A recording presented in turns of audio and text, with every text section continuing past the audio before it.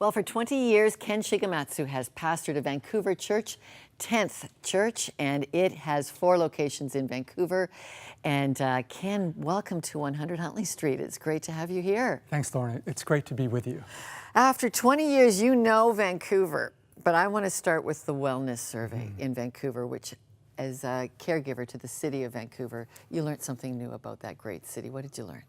Yes, the Vancouver Foundation sponsored a study on our city, and what it revealed was that the greatest social need in our city wasn't homelessness or the price of housing or drug addiction. It was actually loneliness, people feeling socially isolated. Wow. Wow. How did they measure that? Loneliness in a bustling place like beautiful Vancouver? Yeah, Vancouver's beautiful. There are a lot of people, but folks feel disconnected from their neighbors and the people right around them.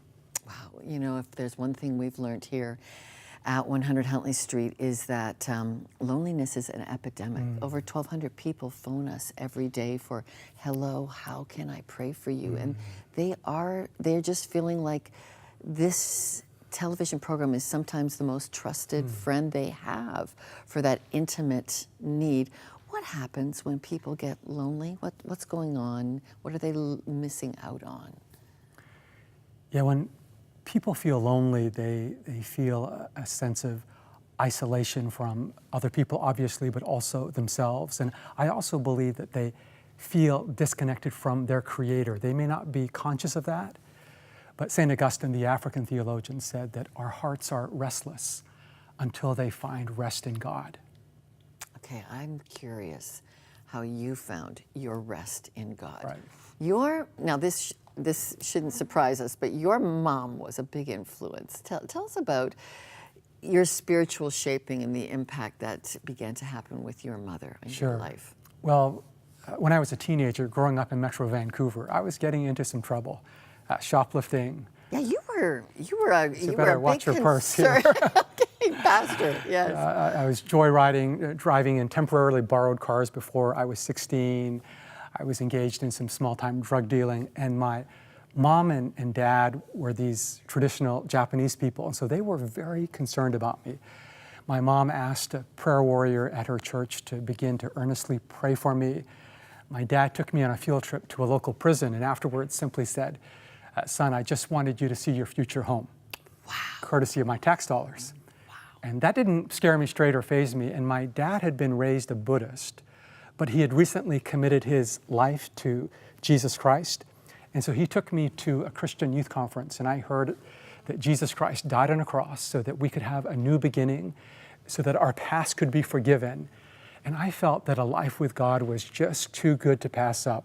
There was a part of me that was worried about losing my place in the sort of the bad popular set at school. But I thought, how old were you then? I was 14, 15, roughly.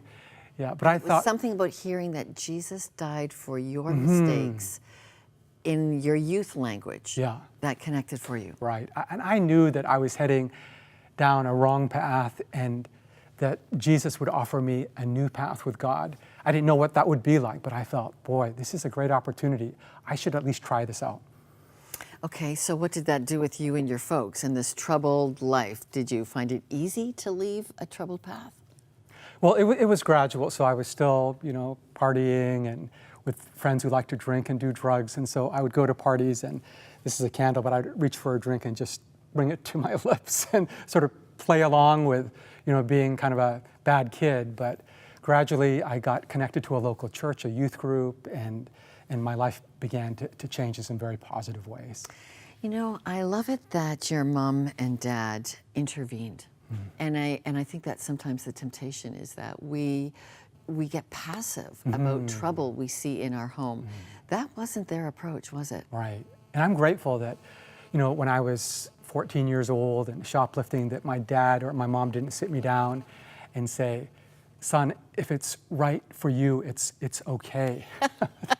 Okay. They had me kneel down Japanese style. If I recall correctly, my dad struck me a couple of times, which is very common in Asian families. He wasn't abusing me, but I just needed to be aware of the gravity of my crimes. And my mom started crying, and I realized I had really disappointed them, that I had shamed not just myself, but them. And that was what put the seed in my heart to understand that I needed a new way of life. So I'm grateful for their intervention. And that's leadership. That's parental leadership. Yeah. That sometimes we just have to say, there is a spiritual purpose for your life. You're not just meant to be whatever. There's a spiritual purpose. And now, if I can jump back to this, great loneliness need that's been discovered, through the Vancouver Foundation survey. Here you are, a pastor, now saying, I want to address this subject in my city. Tell us about writing Survival Guide for the Soul, because we're going to learn a little bit from you every day for the next couple of weeks. Why write this when you realize this is what's going on in my city? Right. Well, there are a lot of people who love recreation in Vancouver, but there are also a lot of people that are driven and working hard. And so when I was in my 20s, I was working hard in the corporate world in Tokyo. I was a 7-Eleven man. My day was going from 7 in the morning, my work day, till 11 at night. I come to Vancouver and I go to a church that has cycled through 20 ministers in 20 years. It has gone from over 1,000 to 100 and something. So there's a lot of pressure on me to succeed and to perform. And Ken, how did you get called into being a pastor from being a corporate executive? Well, I was in a time of transition. I had worked in the corporate world, and then I had helped to start a church actually in Southern California. And I wasn't sure what my future ought to be. So I spent some time fasting and praying. And during that time, I remembered being a teenager and going to a Christian conference. And I was supposed to go water skiing with a youth group, but the boat broke down. And so all the teenagers went to the adult session with a speaker named Luis Palau, a missionary evangelist from Argentina. And he spoke passionately about his desire to reach Europe and Latin America with the good news of Jesus. I was so inspired by that, and I went back to my cabin, got on my knees and said, God, if you ever want me to do something like that, to be a pastor or a missionary, I'm available.